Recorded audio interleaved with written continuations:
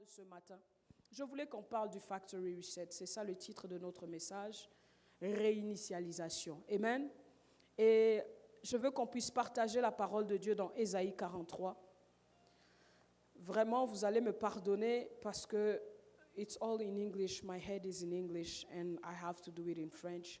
But we will be fine. Amen. Ésaïe 43, je vais lire le verset 18. La Bible me dit ceci. Ne pensez plus aux événements passés. Ne pensez plus au passé. Ne vous préoccupez plus de ce qui est derrière vous. Ah! Factory Reset. Bien-aimés, vous pensez que les appareils, eux, ils ont créé quelque chose de nouveau. La Bible dit, ne pensez plus au passé, ne vous préoccupez plus de ce qui est derrière. Bien-aimés, je ne sais pas comment était l'année 2025 pour vous. Je ne sais pas comment les choses ont été pour vous. Je ne sais pas qu'est-ce que vous êtes en train de vivre, qu'est-ce que vous avez vécu hier. Qu'est-ce qui a été tellement difficile dans le mois de octobre, novembre, décembre, les 3 derniers mois qui sont en train affecter comme un virus votre début d'année. Je ne sais pas qu'est-ce qui a été tellement difficile dans les 6 derniers mois qui sont en train de redéfinir en ce moment votre début d'année, qui est en train de redéfinir votre commencement. Je ne sais pas ce qui s'est passé dans votre vie depuis 5 mois, depuis 6 mois, depuis 3 mois. Bien-aimés, ce matin, la parole de Dieu nous dit dans Ésaïe 43, ne pensez plus au passé, ne vous préoccupez plus de ce qui est derrière vous. Bien-aimés, pour commencer à nouveau, pour pouvoir se donner l'opportunité de rentrer dans une autre dimension. Bien-aimés, est-ce qu'il y a quelqu'un ici qui désire quelque chose de nouveau en 2026? Est-ce que tu désires voir autre chose? Non, parlons. Aujourd'hui, on parle seulement. Aujourd'hui, on parle. C'est le premier dimanche. Let's set it. On va le mettre calmement. Amen. On va mettre la table calmement pour toute l'année. Bien-aimés, est-ce qu'en 2026, nous venons juste de commencer, il n'y a encore rien. C'est page blanche. C'est comme si tu viens d'acheter l'agenda, tu viens d'acheter le livre. Amen. En passant, mon agenda est en train d'être imprimé. Donc, n'achetez pas encore l'agenda 2026. Vous achèterez le mien. Amen. C'est comme si tu as page blanche. Tu peux commencer à nouveau. Amen. Ma question, est-ce que tu désires quelque chose de nouveau? Est-ce que tu veux voir autre chose? Ou tu veux revoir ce que tu as déjà vu? Ou tu veux revoir le même virus? Est-ce que tu veux vivre quelque chose de nouveau? La Bible est en train de nous dire, ne pensez plus à ce qui est passé et ne vous préoccupez plus de ce qui est derrière vous. Avant de vivre quoi que ce soit de nouveau, il faut d'abord t'arrêter. Je vois ça souvent avec ma sœur. Quand elle veut installer une nouvelle application, Samsung lui dit, tu n'as plus d'espace. Alors, qu'est-ce qu'elle fait? Elle doit d'abord effacer. Oh my God. Avant que tu arrives dans une nouvelle dimension, s'il n'y a pas d'espace, la nouvelle dimension ne va jamais télécharger. Même si tu cliques le bouton télécharger, si tu n'as pas préparé l'espace dans ton téléphone, il n'y aura pas une nouvelle application qui va se mettre. Tu dois prendre le temps de regarder, vider ta corbeille, mettre de l'ordre dans ton téléphone avant de télécharger quelque chose de nouveau. Je t'annonce ce matin que toi aussi, tu fonctionnes de la même façon. Il n'y a rien de nouveau qui peut se produire dans ta vie. Il n'y a rien de nouveau qui arrivera en 2026 si tu restes saturé avec ce qui a été de 2025. Tu as besoin de faire de l'espace. Nous allons ouvrir rapidement nos Bibles dans Luc. La Bible dit ceci dans Luc 5. Luc 5 au verset 37. Pardon? La Bible dit, personne ne verse du vin nouveau dans les vieilles outres. C'est Jésus qui est en train de parler. Jésus est en train de répondre ici à des gens qui lui posaient beaucoup de questions. Il lui posait des questions compliquées. Alors, quand Jésus répond, si on remonte un petit peu, ce sont les pharisiens, au verset 33, les pharisiens dirent à Jésus, les disciples de Jean, même les nôtres, ils jeûnent, souvent ils font des prières, mais tes disciples à toi, eux mangent et boivent tout le temps. C'est-à-dire, ils cherchaient seulement quelque chose, ils cherchaient l'erreur. Des fois, les gens cherchent l'erreur dans ta vie. Ils veulent te trouver à défaut. Mais Jésus répond, il dit, pensez-vous pouvoir obliger les invités du noces à ne pas manger pendant que le marié est avec eux? Il leur dit, passons d'abord à autre chose. Ça, c'est un faux débat. Là, il a carrément dit, c'est un faux débat. Mais au 27-35, il dit ceci. Mais le temps viendra où la mariée leur sera enlevée. Ce jour-là, ils gêneront. Jésus leur dit aussi cette parabole. Écoutez bien.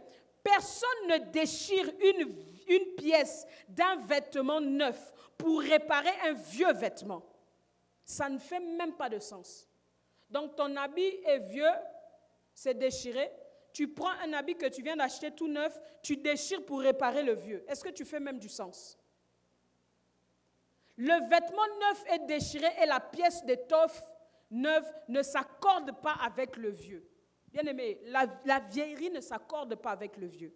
Et il dit, personne, verset 37 qui nous intéresse, personne ne verse du vin nouveau dans des vieilles outres. Sinon, le vin nouveau fait éclater les outres et se répand et les outres sont perdues. Bien aimé, vous savez pourquoi j'aime la version anglaise ici? La version anglaise est extraordinaire. Ils appellent ça wineskin. Wineskin, c'est fait de peau d'animaux. Les outres dont on parle là, dans la version anglaise, on parle de la peau d'animal. On tamisait la peau d'animal, c'est avec ça qu'on créait l'outre dans lequel on ramassait le vin. Vous me suivez? Et quand on est en train de produire du vin, vous savez que c'est du raisin qui est en train de fermenter. Voilà. Alors, quelque chose qui est en train de fermenter, c'est quand tu mets la levure à ta pâte pour faire les beignets. Si tu le couvres, la levure est en train de monter et tu vas voir que des fois ton couvercle aussi. Ah. Alors, Jésus est en train de lui dire, si vous prenez ce qui est vieux, la peau d'animal qui est vieux a déjà séché. Il n'y a plus de vie dedans. C'est tellement sec, c'est dur. Si tu prends ce qui est sec et dur, tu verses le vin qui est tout neuf, en train de fermenter encore. Tu t'attends à quoi? Ça va éclater. Ça va non seulement éclater la peau d'animal, ça va déchirer ta peau d'animal, mais aussi tu vas perdre le vin. Vous comprenez un peu? Donc, si tu prends ce qui est nouveau, ce que tu veux de 2026, tu viens verser dans le même toit de 2025. Ça ne va pas marcher.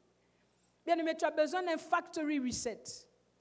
Je ne sais pas comment tu as fonctionné et raisonné tes choses en 2025.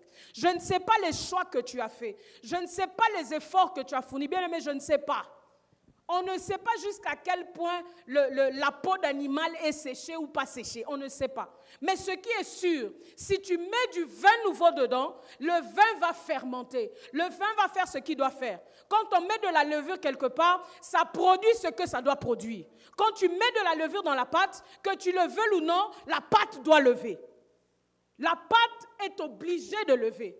Tu ne peux pas mettre la levure, te retourner et partir. Quand tu vois que ça a explosé, tu dis, oh, je ne savais pas. Oh. Mais bien aimé, la levure, son but, c'est de lever la pâte.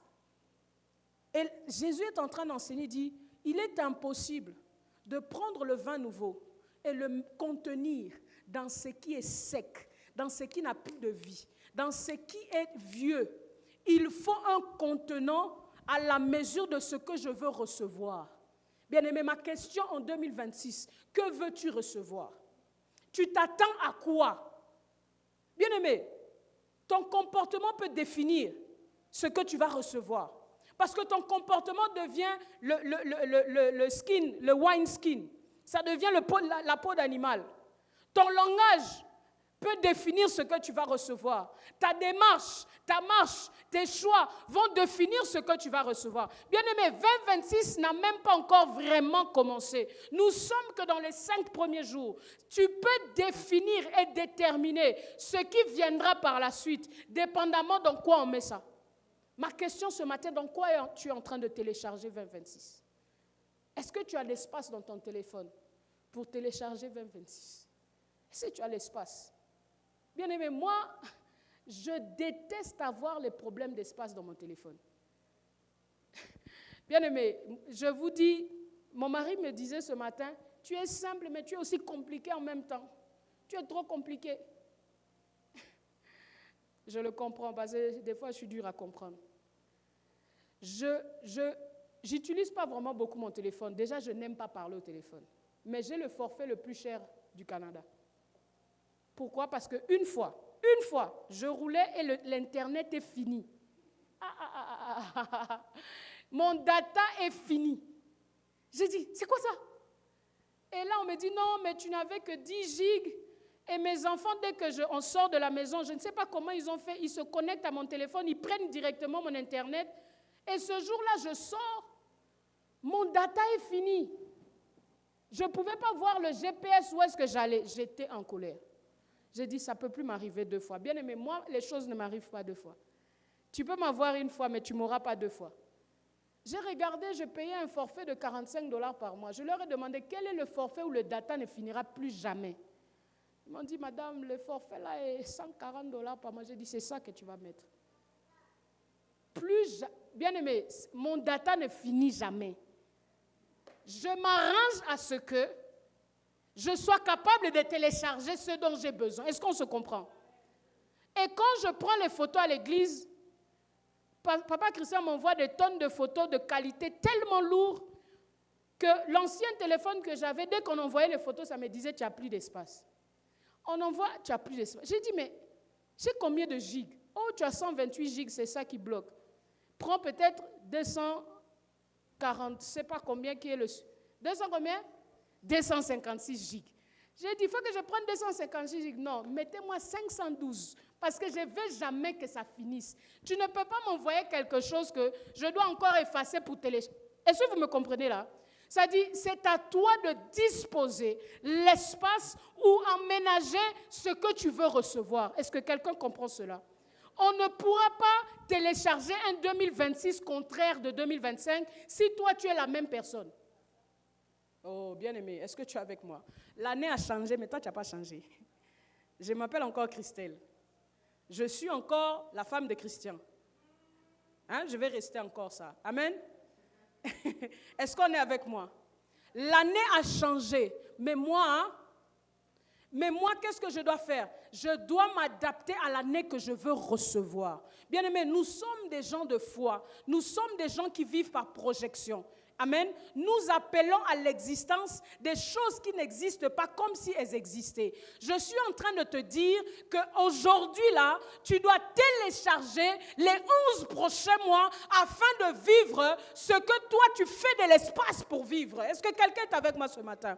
Je suis en train de te dire, contrairement aux autres, je ne connais pas les problèmes des autres. Je ne sais pas le problème de celui ou celle qui n'est pas là, ou je ne sais pas le problème du voisin ici et du voisin ici. Mais moi, je te dis à toi qui es là, qui écoute la parole de l'Éternel, Dieu te dit, pour te donner un 2026 meilleur, pour te donner un 2026 nouveau, il faut que toi aussi, tu sois réinitialisé à la mesure de la nouveauté que tu veux recevoir. Est-ce que quelqu'un comprend ça ce matin?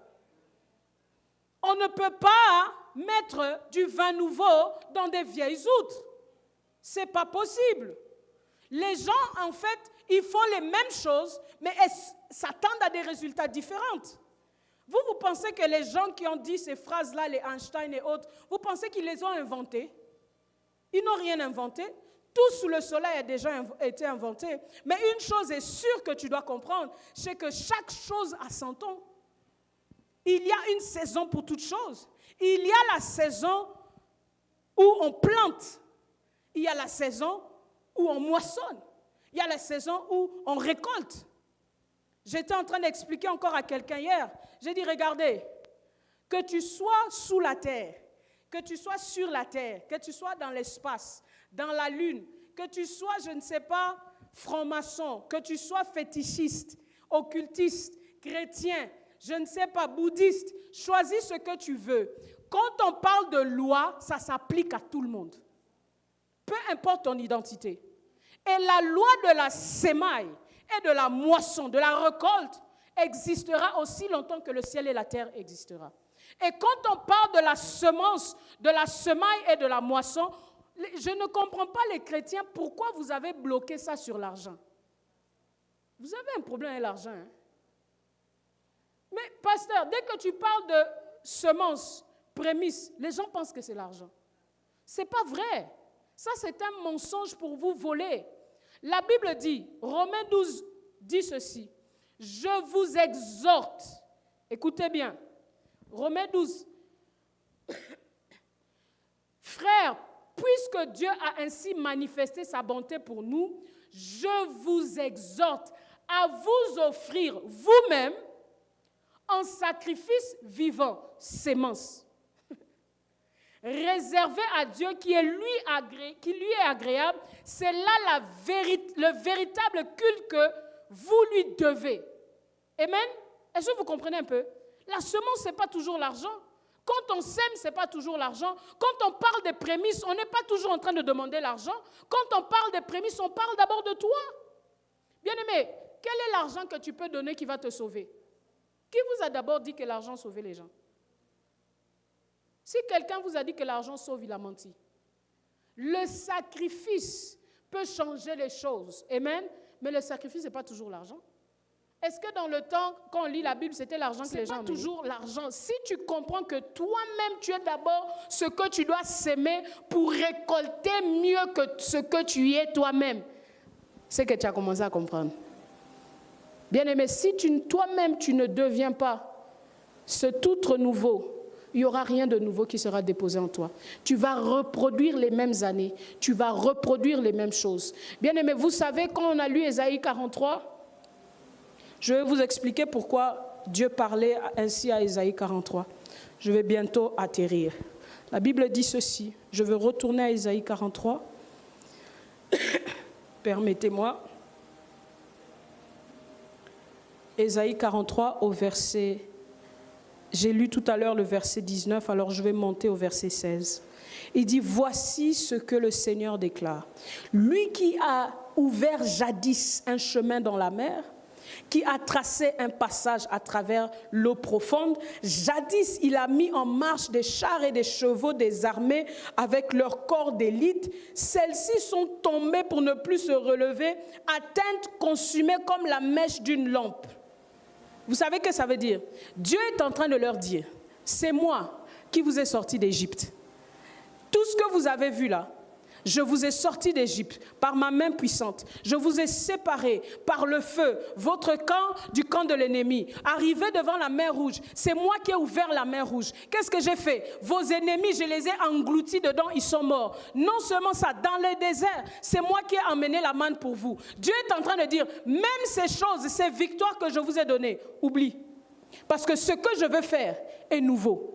Ce que j'avais fait, les gens s'attachent tellement à la méthodologie d'hier. Ils se disent que Dieu avait fait ça de cette façon, il va encore faire de cette façon. Non, Dieu ne dit pas ça. Il dit ceci au verset 18. Ne pensez plus au passé, ne vous préoccupez plus de ce qui est derrière vous. Écoutez le verset 19. Car je vais faire du nouveau. Amen. Même ta délivrance. Ah non, quelqu'un a manqué cela. Ça dit, même la réponse que tu attends, il dit, je vais l'emmener de façon nouvelle. Ah, même ma manifestation dans ta vie, je vais le faire de façon nouvelle. Même le rescue, l'appel à l'aide que tu es en train de faire, j'apparaîtrai de façon nouvelle. Même ma façon de faire va être nouveau. Pourquoi? Ne pense pas comment j'ai fait avant. Si ce que j'ai fait avant, tu étais étonné, ce qui s'en vient, tes yeux n'ont pas encore vu, tes oreilles n'ont pas encore entendu. Ah, il n'y a encore personne qui a remarqué. Il dit, ce que je m'apprête à faire, la nouveauté que Dieu s'apprête à faire, c'est pour des gens disposés pour du nouveau. Bien-aimé, si tu n'es pas disposé pour du nouveau, on va être ici en train de prier pour ton cas pendant longtemps. Ce n'est pas que l'Église n'a pas de puissance. Ce n'est pas que l'Église n'a pas la force de Dieu. Ce n'est pas que Jésus n'agit plus. Bien-aimé, c'est que les gens sont les vieilles gens. Bien-aimé, renouvelle ton intelligence. Renouvelle ton cœur. Dieu même lui-même dit, le feu que toi tu as vu, ce que j'ai fait dans le désert, les Égyptiens que j'ai tués pour toi, oublie. Je veux faire quelque chose de nouveau. Quelque chose de nouveau, c'est encore plus grand. Quelque chose de nouveau, c'est ce que tu ne peux même pas... Tu te dis, mais Dieu allait me rencontrer là. Bien-aimé, si vous lisez Ésaïe 43, c'est extraordinaire. C'est extraordinaire de voir comment Dieu est en train de parler à son peuple. Non seulement il leur dit, je vais faire quelque chose de nouveau. Écoutez ce qu'il leur dit. Au verset 22. Israël, c'est toi et moi. Amen. Ce n'est pas à moi que tu as fait appel. Tu t'es plutôt lassé de moi. C'est-à-dire, tu t'es découragé vite. Tu as abandonné vite. Tu as dit non, je vais faire d'abord, je vais essayer à ma façon. Il dit, tu t'es lassé de moi. Ce n'est pas pour moi que tu sacrifiais des agneaux. Ce n'est pas pour moi que tu honorais ainsi. Il n'est pas vrai non plus que j'ai fait de toi un esclave en exigeant des offrandes. Dieu ne vous a rien obligé. Dieu n'a rendu personne esclave. Dieu n'a fatigué personne. C'est Dieu qui dit. Ce n'est pas pour moi que tu as acheté des choses de grand prix, des parfums et des choses ceci. Ce n'est pas pour moi que tu t'habillais. Tu faisais pour toi semblant. Dieu te dit, je sais. Il dit, je sais que tu faisais pour toi semblant. Mais tu as préféré le péché à moi. C'est Dieu qui est en train de parler aux mêmes gens qui veut délivrer. Il dit, tu as préféré le péché à moi. Mais écoute ce qui est extraordinaire avec ce Dieu-là. Et c'est ce qu'il te dit ce matin. Il dit, mais je prends sur moi de te pardonner. Même le pardon, même ton rachat, tu vois là, ta décision là. Dieu dit, même ça, je prends sur moi.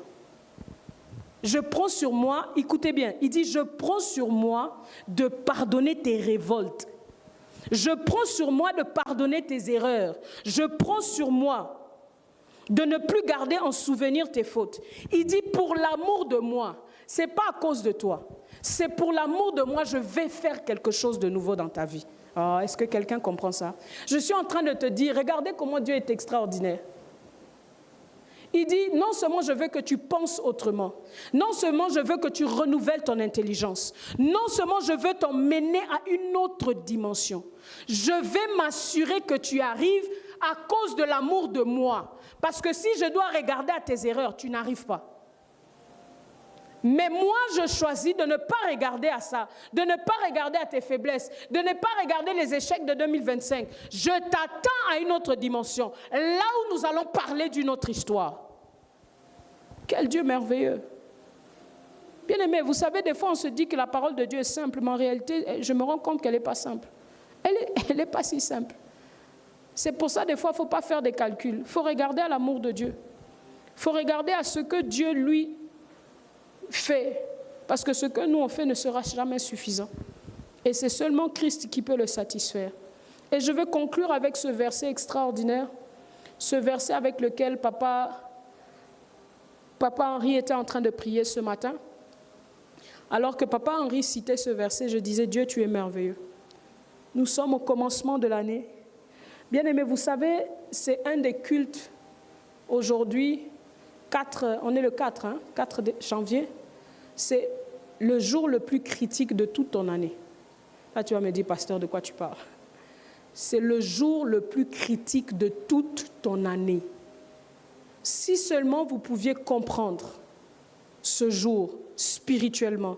C'est pour ça que je disais tout à l'heure, c'est parce qu'on ne voit pas. Si on pouvait voir, des fois je dis, Seigneur, montre-leur les combats et les démons qui sont en train de les suivre. Peut-être ça va les aider à les motiver. Amen. Mais Dieu ne veut pas t'effrayer. Amen. Ce n'est pas le but. Amen. Mais quand je dis c'est le jour le plus critique, nous sommes le premier dimanche de 2026. Amen. La Bible dit ceci. Si la première part du pain est présentée à Dieu, tout le reste du pain lui appartient aussi. Voulez-vous que je mette ça dans d'autres mots? Si le premier dimanche est sanctifié pour Dieu, tous les restes des autres dimanches lui sont sanctifiés aussi. Je ne sais pas si en juin, j'aurai toujours la force d'être à l'église. Mais parce que je suis là le premier dimanche, même le dimanche que je vais manquer en juin, lui sera agréable. Quelqu'un n'a pas compris ça. Je ne sais pas si j'aurai... Est-ce que vous comprenez un peu? Je ne sais pas si je serai en vie en mars. Mais parce que j'ai sanctifié le premier jour, j'ai sanctifié le premier sabbat, j'ai donné le premier sabbat. Vous savez, j'ai découvert quelque chose d'extraordinaire chez les Juifs. Les Juifs, quand ils sont en train de passer du sabbat à la semaine, comme nous, aujourd'hui c'est notre journée où nous passons du sabbat à la semaine, n'est-ce pas? Ils font une cérémonie. Ils sont habillés, ils allument une bougie. Ils ont leur Torah, ils se mettent à chanter, prier. Vous savez qu'est-ce qu'ils sont en train de faire? Ils séparent le sabbat des jours de la semaine. Parce que leur sabbat est trop important, ils ne veulent pas que ça colle avec la semaine. Ils sanctifient le sabbat. Bien-aimés, j'espère qu'un jour je prendrai le temps d'enseigner sur la sainteté versus la sanctification. Parce qu'on ne comprend pas ces choses. La sanctification, c'est toi qui mets à part, tu te sanctifies. Est-ce que tu comprends un peu? Tu sépares les ténèbres de la lumière, c'est ça la sanctification. Tu choisis. Ah, my God. Bien-aimé, vous savez, quand la sanctification arrive dans votre vie, quand tu commences dans ton cœur, tu as choisi déjà la sanctification. Il y a des jours dans votre vie que quelqu'un ne peut pas prendre. Il y a des jours dans votre vie qu'on monte, qu'on descende, à moins que c'est la fin du monde. Il n'y a personne d'autre qui peut y toucher. Il faut que cela soit clair dans ton cœur. Il faut que cela soit un choix déterminé dans ton cœur. C'est-à-dire que le premier pain, tu as donné au Seigneur. Il s'occupera du reste des pains. C'est pas, vous savez quoi? Jésus a demandé, qu'est-ce que nous avons ici? Qu'est-ce que nous avons ici pour nourrir ces gens? Il y a un de ses disciples qui a voulu répondre, mais on n'a rien, le marché est loin. Regardez les gens. Les gens qui sont avec Jésus me distraient. Ils oublient qui est le gars avec qui ils sont en train de marcher. Amen. Il y a un autre qui dit non. Il y a du pain ici et du poisson. Il a suffi qu'ils prennent un pain, qu'ils rendent grâce. Ils brisent le pain. Les pains se sont multipliés tout seuls dans les paniers. Ça prend un premier pain. Ça prend un prémisse. Ça prend une première chose avec lequel on peut faire quelque chose. Ça prend un premier dimanche pour parler des autres dimanches. Bien aimé, moi, je ne connais pas de dimanche prochain si je suis en vie. Je ne sais même pas si je suis en santé. Je ne sais même pas si je suis présente. Je ne sais même pas si je prêche. Mais comment je peux déjà dire non, je vais calculer, je vais faire un plan? Quel plan je peux faire? Romain dit, si la première part, je vais changer à la version Louis II. La Bible dit, si les prémices sont saintes, la masse l'est aussi. Si la première action est sainte, le reste, Dieu s'en chargera. Si la racine est sainte, les branches le sont aussi. Si la tête se lève, le reste du corps va se lever aussi. Si seulement tu laisses que Dieu prenne ta volonté, tes efforts, Dieu va s'en occuper. Bien-aimé, tu n'es pas la première personne à être épuisée. Tu n'es pas la première personne à être fatiguée. Tu n'es même pas la première personne qui a des combats. Il y a des gens qui vivent des vrais combats. Oh, il y a des gens qui vivent, il n'y a pas de faux combats, mais il y a des gens qui vivent des combats compliqués. Mais la Bible dit, il n'y a rien qui t'arrive que tu ne peux pas surmonter. Non seulement rien n'arrive que tu ne peux pas surmonter, il dit, je prends sur moi. Pour l'amour de moi, je me charge de toi. Je me charge de ce qui te retarde. Je me charge de ce qui va t'empêcher de recevoir du vin nouveau. Je dis à quelqu'un ce matin, alors qu'on va prendre la Sainte Seine, dis-toi seulement, Seigneur, c'est un nouveau départ que je veux. C'est un nouveau mois.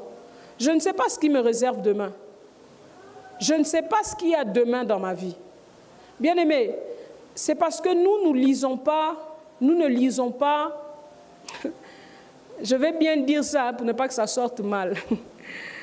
Nous ne lisons pas le temps. Hein? C'est bien dit, pour ne pas dire nous ne lisons pas les astres. Amen. Mais si je dis nous ne lisons pas les astres ici, il y en a qui ne vont pas comprendre. Ils vont dire, mais est-ce qu'on doit consulter?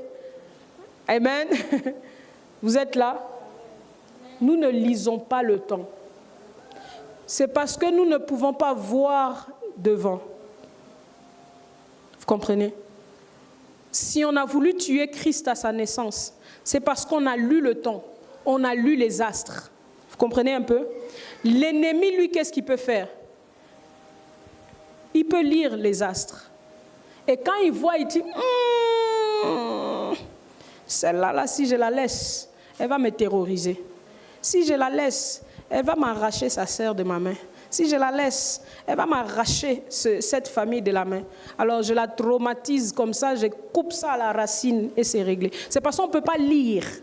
Si on pouvait lire les astres, on verra que quand Hérode se lève, c'est là que toi aussi il faut que tu t'élèves. Est-ce que vous êtes avec moi? Si Marie était restée assise, quand Hérode s'est levé, c'est sûr Jésus est mort.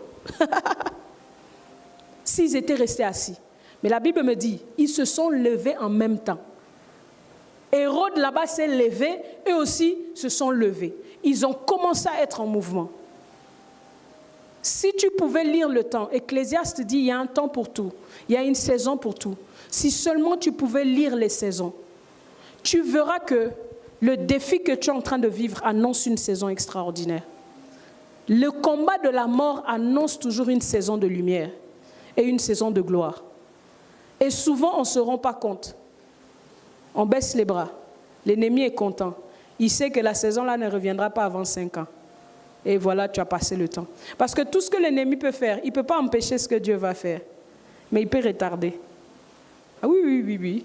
Si Dieu voulait te bénir, comme j'aime dire, je refuse d'être millionnaire à 80 ans. Je vais faire quoi avec l'argent? Je vais aller avec ça où? Peut-être même je ne pourrais plus prendre l'avion. Alors quel voyage je vais faire? Peut-être même j'aurai le mal de mer. À 80 ans, je vais faire quoi avec l'argent? C'est maintenant là que je peux faire des croisades. C'est maintenant là que je peux aller en vacances. C'est maintenant là que je peux aller à la plage. À 80 ans, je vais aller à la plage avec quel maillot de bain? Entre nous. Avec quel maillot de bain? Avec quel pied? Vous allez m'emmener à la plage en chaise roulante? Eh non. C'est maintenant ça doit se faire.